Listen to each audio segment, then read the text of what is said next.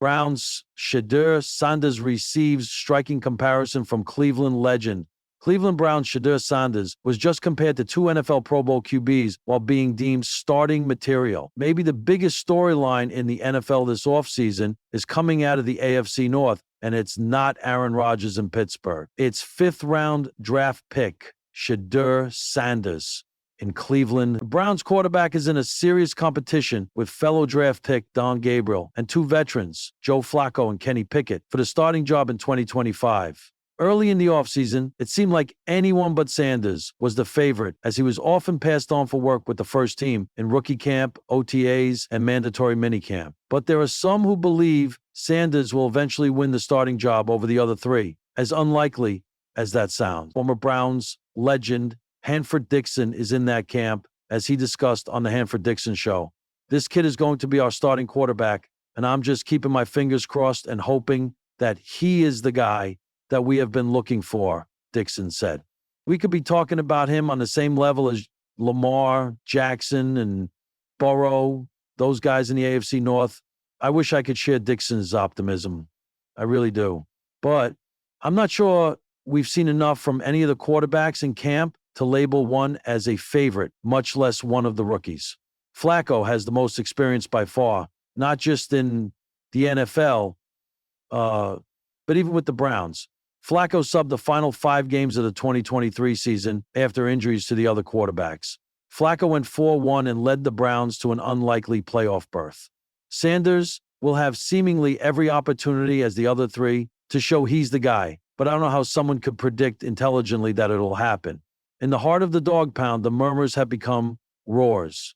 As Cleveland enters a new chapter in its storied football legacy, rookie quarterback Shedeur Sanders is making waves that have already begun to etch his name into the lakefront lore.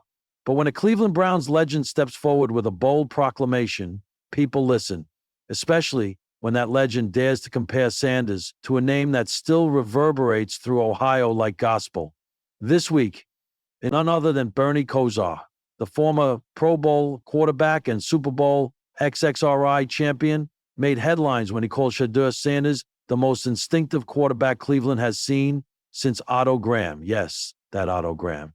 The man whose number 14 is retired, who led the Browns to 10 consecutive championship games from 1946 to 1955, and who remains one of the greatest to ever grip a football. For Kosar to invoke such a name in comparison is not only a nod of respect, but a moment of historical symmetry that is rare in the often gritty, blue-collar world of Cleveland football. The arrival when the Browns drafted Shedeur Sanders in the 2025 NFL Draft with the 12th overall pick, many question whether the son of NFL Hall of Famer Deion Primetime Sanders had what it took to command a franchise long haunted by the ghosts of quarterback misfortune. But from his first preseason snaps, Sanders exuded a presence that felt different, not cocky, confident, not flashy, precise.